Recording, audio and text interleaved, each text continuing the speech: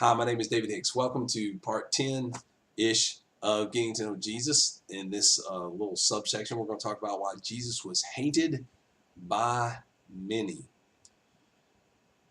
If you've seen our last couple of videos, it would surprise you that Jesus was hated. I mean, he was going around healing the sick, the injured, the lame, the maimed, the blind, the deaf. I mean, you name it, he was healing it. People possessed by unclean spirits, Jesus was casting them out just by a word. He even was raising the dead. We saw the story where he raised Lazarus from the dead, and he had been dead for 4 days. So why in the world would anyone hate Jesus? Well, we're going to see the answer pretty much right off the bat once we get to our scriptures today. But first, I want to talk about the villains, the main villains in Jesus' life, shall we say. So let's look at our group here, and I'm going to get away from, here my little high-tech whiteboard. Here are 4 groups of people that most of which hated Jesus. You're going to find believers and people of Jesus in all these groups, okay? But for the most part, the majority of these groups hated Jesus. They resisted much of what he did and were largely responsible, mostly responsible for his death. The Pharisees was an extremely strict sect of Jews. Uh, mankind. Give it any religion, and it will subdivide it into different, various and sundry, I don't know, categories isn't the right word, but sects of that religion. The Pharisees, they were extremely strict, and they had a lot of what I call traditional laws, traditions that they'd come up with that they really treated them as absolute law. I mean, yeah, it may be a tradition in theory, but in practice, you break it, you're in trouble. And so they had a lot of their own man-made laws that they had added to what was in the Old Testament. And again, woe is you if you break those laws. The Herodians were a political group. They supported King Herod Antipas, who was the ruler of Judea at that time during the Roman Empire. He was the one designated by Rome to rule that area. And I guess you might say they were called the Herodians because they kissed up to Herod and wanted to try and keep the peace by pacifying him, pacifying Rome. We don't know much about them, to be honest with you. Sadducees, they were a different sect of Jews who did not believe in angels, did not believe in spirits, did not believe that there was going to be any sort of resurrection from the dead.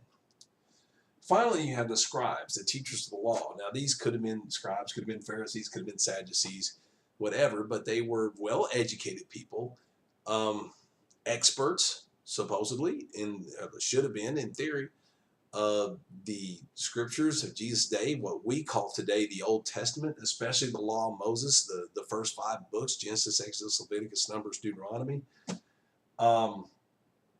They would have made copies of the Old Testament for people. And they were teachers, like I said, teachers of the law, meaning not Roman law, but the laws of God. All right, so we're going to see these villains in various and sundry ways as we go through these scriptures. Now, we're not going to hit all these in this one video, but I'll get to why it's important that we go over all this in a minute.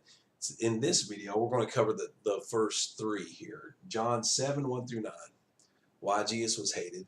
Mark 3, 1 through 5. Jesus heals on the Sabbath, meaning Saturday, the day you're supposed to rest. I'll go into that more detail in a minute, in a few minutes. John chapter 2, verse 13 through 22. We're actually going to go through verse 6 here. I forgot to change that. Jesus' zeal for God's temple. Those are the ones we're going to look at today, and then hopefully we'll hit the rest in the next video. So, to start out with, in John chapter 7, verse 1 through 9, you're already going to see that Jesus, there were people who wanted to kill Jesus. To give you a quick, and forgive my voice, I've been sick for the past few days with a cold, so it's just crazy. I will do my best here. But the region of Israel at that time, in the north was the region of Galilee. In the middle was Samaria. They were not Jews, they were Jewish. Um, Not going to go into their origin right now, but in the south was Judea. So the Jews were in Galilee and Judea, and they hated Samaritans. Samaritans hated them. That was another story for another day. But just keep that in mind because that comes up in these verses we're about to read, John 7, 1 through 9. Okay, here we go. After this, Jesus went around in Galilee, purposely staying away from Judea because the Jews there were waiting to take his life. But when the Jewish Feast of Tabernacles was near, that was a feast commanded by God in the Old Testament for the Jews to keep, Jesus' brothers said to him, now, time out, verse 3, Jesus' brothers, what are we talking about here? Mary, yes, was a virgin when Jesus was born, but then afterwards she and Joseph had their own children. They had some sons, had some daughters. We don't know the names of everybody. But here Jesus' brothers are confronting Jesus. Verse 3, they said to him, you ought to leave here and go to Judea so that your disciples may see the miracles you do. No one who wants to become a public figure acts in secret. Since you are doing these things, show yourself to the world. For even his own brothers did not believe in him. So here, Jesus is catching flack from his siblings, who apparently sarcastically are saying, hey, if you're really doing all these miracles, go down to Judea and do them. You want to be so famous, you want to be a public eye, you got to get out in the open. So Jesus is going to respond to him. And it is interesting, isn't it, that his own brothers didn't believe, not at this point. Later they will, at least a few of them that we know of. Therefore, Jesus told them, the right time for me is not yet come. For you, any time is right. The world cannot hate you, but it hates me because I testify that what it does is evil. You go to the feast. I am not yet going up to this feast, because for me the right time is not yet come. Having said this, he stayed in Galilee. Now, why would anyone hate Jesus? Jesus, he himself said it when he talked to his brothers. He said, the world cannot hate you, but it hates me because I testify of it, that what it does is evil. Jesus confronted evil. When the world was doing evil, my voice is going, I'm sorry. When the world's doing evil, Jesus let him know it. Okay, anyway, sorry if I shattered a glass that happened to be standing by you. But no, if you don't take anything away from these next two videos, this is the bottom line as to why Jesus was hated, because he said to the world, these certain things that you are doing are evil, and you need to turn from this.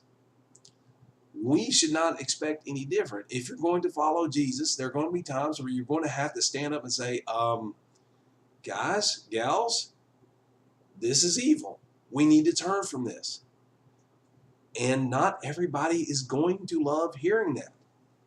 You can very easily be hated for saying what you're saying when you follow Jesus and teach the same things that he taught. But that's the bottom line.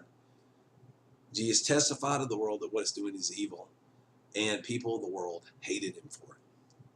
All right, let's look at Mark chapter 3. You can duck down again.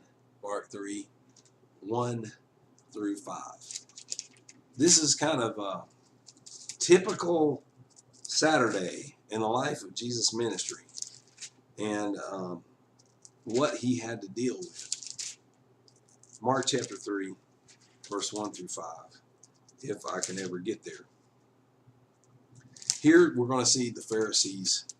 They won't mention them until the end, but they do come up here. And the Herodians.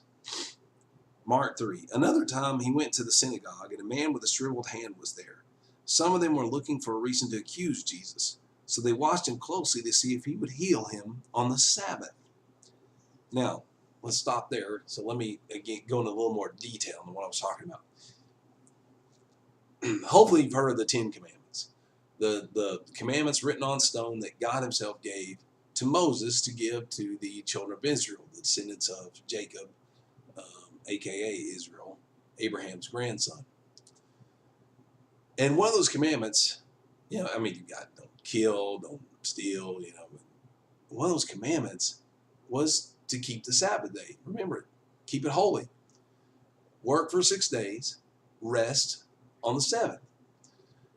And God said, you know, that's what I did. I created the world, the universe, 6 days. I rested on the seventh. That's an example for you. That's how I want you to live your life. Well, our beloved Pharisees and scribes had a question. What constitutes work on the Sabbath day?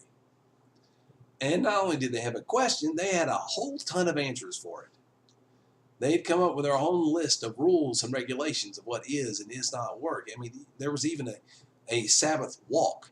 You know, there's a certain distance that if you want to walk on the Sabbath, you can go this far. You go another step, you're working. One step less, okay, you're not working. So they came up with a lot of rules and regulations so that they could make absolutely sure that they weren't offending God. And so in their minds, to heal somebody on the day of rest, on the Sabbath day, aka Saturday, well, that's work. And so if you heal somebody, even miraculously, on the Sabbath day, that's work, and you're disobeying God. So they're watching Jesus. There's a man with a shriveled hand here, and they're going to say, well, what is he going to do? Well, here's what happens. Verse 3. Jesus said to the man with the shriveled hand, stand up in front of everyone. Then Jesus asked them, which is lawful on the Sabbath, to do good or to do evil, to save life or to kill? But they remained silent. He looked around at them in anger and, deeply distressed at their stubborn hearts, said to the man, stretch out your hand.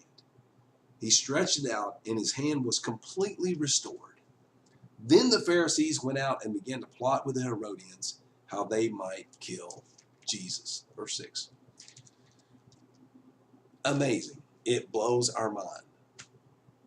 I mean, because, you know, if we're in the audience, and, you know, at least in theory, if we saw this happen, I mean, most of us would think, I would believe immediately.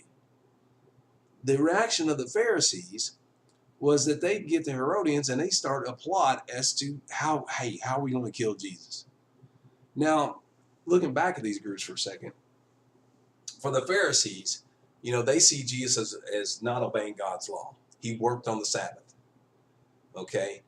They ignored the big picture of Jesus healed somebody and did the miracle and did good for somebody on the Sabbath.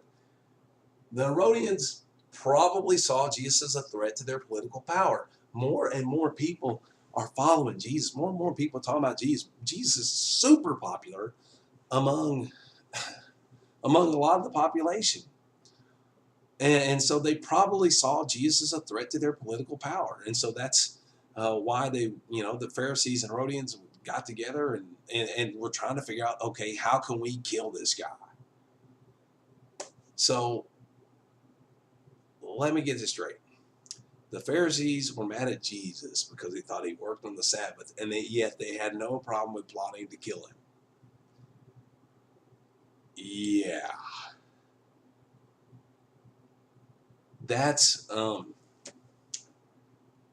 it blows the mind, and yet we can do the same thing today. I don't want to really go off on a tangent like this. But just think of it this way. Any sin and any craziness you see in the Bible from things in the past, mankind hasn't changed. We're still capable of doing the same things. We're still capable of coming up with laws so minute, so small and insignificant, and get hacked off at that. And yet, when someone violates that or goes against that, and then, you know, lose a big picture. Let's put it this way. Okay, let me give you an example. You know, we can get hacked off at somebody who cuts us off as we're driving down the road, driving down the interstate or whatever, while we're on the way to someone's house to commit adultery. That can happen today. Upset with somebody's, driving mistake while we're actually going to sleep with another person's spouse. That's the kind of thing you see being done in Jesus' day, and we are still capable of that today. All right, let's go to our final one that we want to look at now. Ooh, lean way back. John chapter 2, verse 13 through 22. Jesus' zeal for God's temple. John 2, verse 13 through 22. Jerusalem had a temple, okay, and it was the most important building in Jewish life. It's more than a church building. I mean, it was supposed to be where God himself resided, God's name resided, where you did your animal sacrifices, where it was a place of worship, a place of prayer, a place of song. It was the ultimate symbol of God's presence among his people. And so it's an extremely important place. And so John chapter 2, we're going to see Jesus getting really upset like you probably never even heard of him getting upset before. Verse 13, when it was almost time for the Jewish Passover, another religious feast celebrating, it had to deal with the time that the Israelites were slaves to the Egyptians and God delivering them from that slavery. Jesus went up to Jerusalem. In the temple courts, he found men selling cattle, sheep, and doves, and others sitting at tables exchanging money. All right, why sell cattle, sheep, and doves? Because you need those animals for sacrifice. Exchanging money, you've got people coming from all sorts of different places. So, yeah, they would need, I guess, the Hebrew currency. I'm not an historian here on this. So, but obviously there was a need for people to exchange money. Verse 15, so he made a whip out of cords and drove all from the temple area, both sheep and cattle. He scattered the coins of the money changers and overturned their tables. To those who sold doves, he said, get these out of here. How dare you turn my father's house into a market? His disciples remembered that it is written, zeal for your house will consume me. Then the Jews demanded of him, what miraculous sign can you show us to prove your authority to do all this? Jesus answered them, destroy this temple, and I will raise it again in 3 days. The Jews replied, it has taken 46 years to build this temple, and you are going to raise it in 3 days? But the temple he had spoken of was his body. After he was raised from the dead, his disciples recalled what he had said. Then they believed the scripture and the words that Jesus had spoken. All right. So here we see Jesus hacked off. He is at the temple, his Father's house, the house where people come to seek his Father, to get close to his Father, to get their life right by confessing sin or repenting of sin, a place where they come to pray, a place where they come to worship, a place where they come to learn about God. And people have taken God's temple and they've turned it into a marketplace. They've looked at it, and instead of seeing it for what it is, they looked at it as an opportunity for profit. And really, not just profit, probably, and what I've been told from those who have studied the history of this, price gouging. And think of it this way. What happens when you go to a ball game or a concert or you're in a movie theater? What are the prices like? They're skyrocketing because there's things that you need right then and there, and that's the only place you can get them at the moment. People back then are the same as people today, vice versa. So it's extremely likely the prices for these sheep, these cattle, these doves were outrageous. The exchanging money probably was the exchange rates were probably exaggerated, in favor of the people making money off the exchange. And so it just hacks Jesus off. He literally makes a whip. He's overturning tables. He's taking the money changers' money and just scattering it, just throwing it. Takes the cages with the doves in it. Get these out of here. Drives away the sheep and the cattle. Just clears the place out. Okay? He is hot angry. And his disciples, his followers, remembered that it was written, "Zeal for your house has eaten me up." It's a reference to a song lyric, Psalm 69. Psalm means song. In the Old Testament, there's a book called Psalms, and it's just a collection of song lyrics, 150 of them. And Psalm 69 has this line in it about zeal for your house has eaten me up. It's actually talking about Jesus and how Jesus would have such a zeal for God's temple. It just eats him up inside, seeing God's temple abused like it was being abused for monetary gain. Jesus hates hypocrisy. It drives him crazy. We saw him angry in Mark 3. We see him hot with anger in John 2. And the reason is hypocrisy kills people. I mean, it kills the spirit. It turns people off of God. I very well, if, Lord willing, more and more people watch this video somehow, some way, someday, somebody watch this video, your life has probably been hurt some way, somehow by hypocrites, by people who said they were following God, said they believed in Jesus, and yet they were doing evil. Evil that hurt people around you, evil that probably hurt you yourself. And you're probably struggling to watch these videos just because of that pain in the past. And I want you to see that Jesus abhors hypocrisy and that Jesus himself had to deal with it all throughout his ministry. And if you keep watching these videos, you're going to see these religious hypocrites, so these religious leaders, and some of them sincere as the day is long, absolutely sincere, but their understanding was so twisted that they could not see their own hypocrisy. They couldn't see it, and they were responsible for Jesus' death. The ones who plotted it and helped carry it out. Now, we'll see more examples in our next video of Jesus having to deal with hypocrisy and the villains of the story, shall we say, trying to take down Jesus. And I just think it's important for anyone to see, especially if you've had to deal with hypocrisy in your own life. I pray that you'll see Jesus struggle with it and be drawn past the hypocrites and be drawn to Jesus himself, and know that he understands what it's like to be hurt and to see people being hurt by those who say they're following God and are not. God bless you. God bless this video. Hope to catch you next time.